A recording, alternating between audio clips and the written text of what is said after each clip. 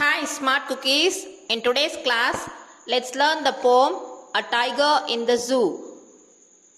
In this poem, the poet expresses his agony for a tiger which has been caged in a zoo. According to him, the tiger should enjoy its freedom in its natural habitat, that is the forest. But in this poem, we are going to see how the tiger feels in the cage. First, I will explain the content of the poem, then I will explain the figures of speech employed in it. The first 4 lines, he stalks in his vivid stripes the few steps of his cage on pads of velvet quiet in his quiet rage. He stalks in his vivid stripes.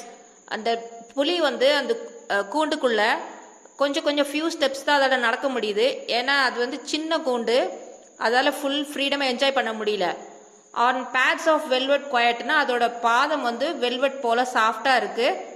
In his quiet rage அமைதியாகவும் இருக்குது. அதோட கோபத்தை வந்து அதால் express பண்ண முடியல, உள்ளுக்குள்ளேயே கோபத்தை வச்சுருக்கு. குவாய்ட் ரேஜ் அப்படின்னா அமைதியான இருக்குது, கோபமாக இருக்குது. ஆக்சிமோரான், அந்த ஃபிகர் ஆஃப் ஸ்பீச் வந்து oxymoron. I will explain it later again.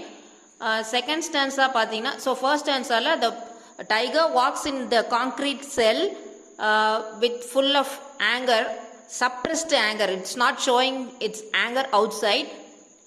It has vivid, beautiful stripes on his body, and his footprints are not heard outside because it has soft paws like the velvet. Now we'll go to the second stanza. He should be lurking in shadow, sliding through long grass near the water hole where plump deer pass. He should be lurking in shadow. If the tiger had been in the forest, it would be hiding behind any big trees and it will wait for a fat deer to come across. When it come across, it's ready to attack it and it can enjoy its prey. It's sliding through long grass அப்படின்னு சொல்லும்பொழுது அந்த கோரை புற்களுக்கு பின்னாடி ஒளிந்திருக்கும், இல்லை மர நிழல்களுக்கு பின்னாடி ஒளிந்திருக்கும். எதற்காக ஒளிந்திருக்கோன்னு பார்த்தீங்கன்னா, ஏதாவது ஒரு கொழுத்த மான் வந்து தண்ணீரை குடிக்க வரும்பொழுது அதை வந்து அட்டாக் பண்ணி அது சாப்பிடும். So it can enjoy it's full freedom in the forest. So the third stanza, he should be snarling around houses at the jungle's hedge, baring his white fangs, his claws terrorizing the village. He should be snarling around houses. அதாவது edge of the forest வந்ததுன்னா அங்கே வந்து என்ன பண்ணோன்னா, it shows is white fangs. ஃபேங்ஸ்னா கூரிய பற்கள், sharp teeth. Class அப்படின்னு சொல்லும்போது ஷார்ப் நெயில்ஸ். இந்த கூரிய பற்களையும் நகங்களையும் காண்பித்து அந்த கிராமத்தில் உள்ள மக்களை எல்லாம் வந்து பயமுறுத்தும், அச்சுறுத்தும் அப்படின்ற பொருள். Next stanza, but he is locked in a concrete cell, his strength behind bars, stalking the length of his cage, ignoring visitors. But he is locked in a concrete cell. அதாவது அதோட திக் ஃபாரஸ்டில் இருந்ததுன்னா, நேச்சுரல் ஹேபிட்டேட்டில் இருந்ததுன்னா அது நல்லா வேட்டையாடும், குட்டிகளுக்கு எல்லாத்தையும் கற்றுக் கொடுக்கும், வில்லேஜில் போய் மக்களை பயமுறுத்தும், அதோட ஃபுல் ஸ்ட்ரென்த் அதால் காண்பிக்க முடியும்.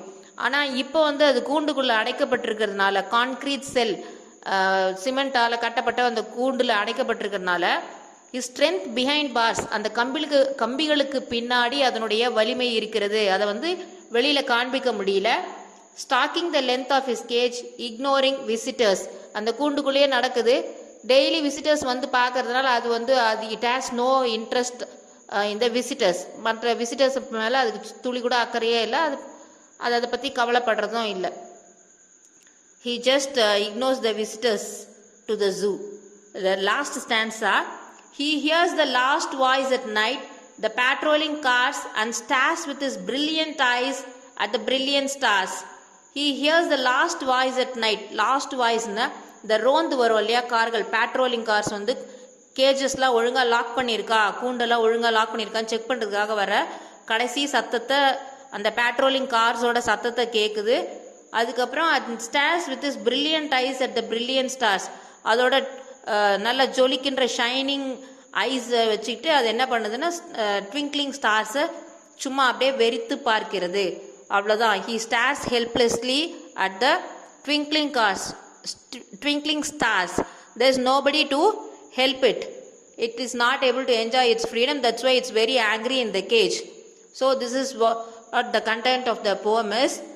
Now let's see the literary devices employed in the poem. The first stanza la pathina, he stalks in his vivid stripes. The stalks, stripes, steps, pads, அதில் வந்து அந்த எஸ் சவுண்ட் வந்து ரிப்பீட் ஆகுது இல்லையா, consonant sound. அதனால அந்த figure of speech வந்து consonants. இந்த கான்சனன்ஸ்க்கும் அலிட்ரேஷனுக்கும் என்ன டிஃப்ரென்ஸ் அப்படின்னு பார்த்தீங்கன்னா, வேர்ட்ஸில் ஃபர்ஸ்ட் லெட்டர்ஸ் வந்து கான்சனன்ட் சவுண்ட் ரிப்பீட் ஆச்சுன்னா அது வந்து அலிட்ரேஷன். அதே வந்து வேர்ட்ஸில் எங்கே வேணாலும் இனிஷியலாக வரலாம், இல்லை மிடில் வரலாம், இல்லை கடைசியில் வரலாம், எங்கே வேணால் வந்ததுன்னா அது கான்சனன்ஸ். ஸோ இந்த ஸ்டாக்ஸு, ஸ்ட்ரைப்ஸ், ஸ்டெப்ஸ், பேட்ஸ் அந்த மாதிரி வரும்போது அது கான்சனன்ஸ். அதுக்கப்புறம் on pads of velvet quiet அப்படின்னு சொல்லும்போது, பேட்ஸ் ஆஃப் அதோட டைகரோட பாஸ் வந்து வெல்வெட்டுக்கு கம்பேர் பண்ணியிருக்காங்க இல்லையா, ஸோ அது வந்து மெட்டஃபர்.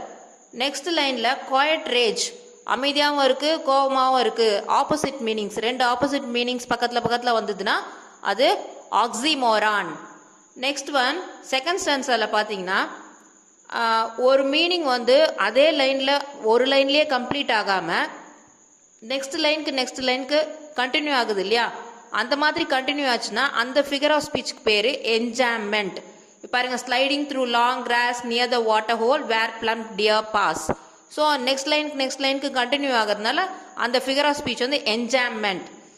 இது வந்து இமேஜரிக்கும் நம்ம சொல்லலாம், நம்ம இமேஜின் பண்ணி பார்க்க முடியும் இல்லையா, காட்டில் வந்து எப்படி புலி வந்து அப்படியே மரத்துக்கு பின்னாடி நின்று ஒளிஞ்சுக்கிறதும், ஒரு மான் வந்து தண்ணி குடிக்க வரும்போது அதை அட்டாக் பண்ணுற மாதிரி. ஸோ இதை வந்து நம்ம விஷுவலைஸ் பண்ணி பார்க்க முடியும்.